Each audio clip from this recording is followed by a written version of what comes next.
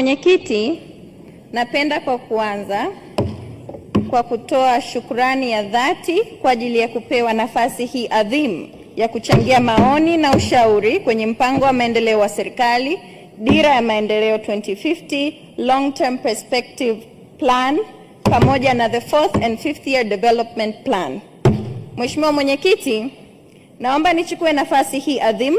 kwa unyenyekevu na moyo wa shukrani wa dhati kumshukuru Mwenyezi Mungu mwingi wa rehema kwa kunipa uhai, pumzi na fursa ya kusimama katika bunge hili tukufu la Jamhuri ya Muungano wa Tanzania.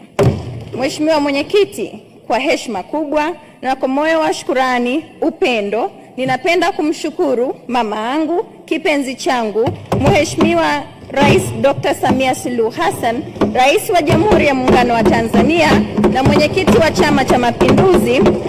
kwa kuniteua na kunipa dhamana ya kuwa mbunge wa viti maalum nikiwakilisha mashirika yasiyokuwa ya kiserikali. Mimi kuwemo bungeni kwa miaka 24 nilionayo ni ushuhuda tosha kwamba Mheshimiwa Rais ana mapenzi makubwa na sisi vijana, na kwa nafasi hii naomba vijana wote watumie nafasi yangu humu bungeni kama ushuhuda kwamba tuna nafasi kubwa ya kuchangia maendeleo ya taifa letu la Tanzania, na kwamba tuna serikali sikivu inayotupa sikio la kutusikiliza na kutuwezesha katika yote tunayoyafikiri katika kulijenga taifa. Mheshimiwa Mwenyekiti, naomba nichukue nafasi pia kumshukuru na kumpongeza Makamu wa Rais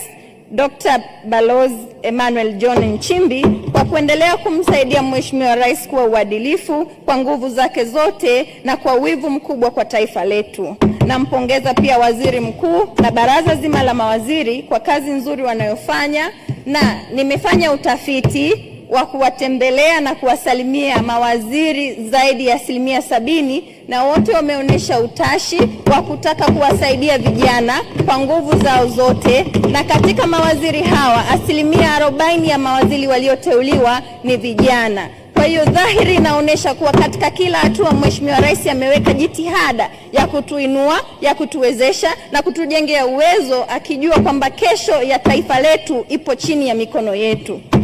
Mheshimiwa Mwenyekiti, kwa dhati kabisa napenda kuwashukuru wanawake wa Umoja wa Wanawake Tanzania UWT wakiongozwa na mamangu kipenzi Mary Pius Chatanda na